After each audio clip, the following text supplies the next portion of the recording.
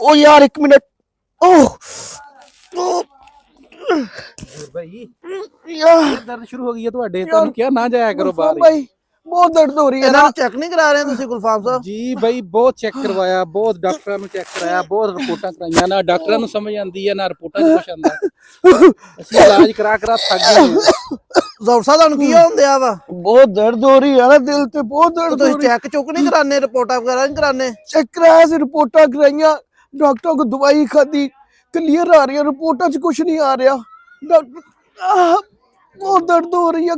ये जो मरीज़ की कैफियत है कि दर्द भी है, तकलीफ़ भी है और मेडिकल रिपोर्टें भी क्लियर है, डॉक्टरों को चेकअप भी करवा लिया और दवाई भी असर नहीं कर रही, डॉक्टरों को कहते हैं कि समझ भी नहीं लग रही।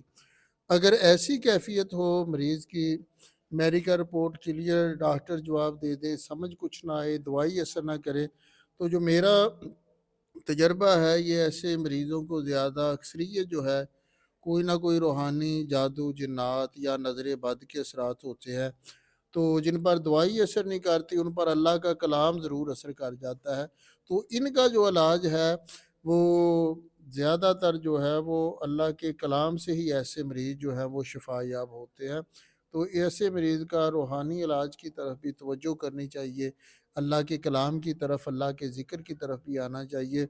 और ये कोई बड़ा मसला नहीं होता, अल्लाह के कलाम की ऐसी बरकतें हैं, यहाँ ऐसे 99% मरीज़ दूसरी बार आकर बताते हैं कि अल्लाह ने सुकून अता फरमा दिया है। अल्लाह सब की बीमारियां दूर फरमा दे। तो आप भी ऐसे लाइलाज रूहानी मरीज़ों के लिए मरकज़ अव्वल दरूद महल में हाज़री दे सकते हैं। जुम्मा, इतवार, मंगल महफ़िल फ़रोग़ दरूद सलाम में हाज़री दें। मज़ीद तफसील के लिए 0300 पूरा 72 86 962 पर रब्ता कर सकते हैं।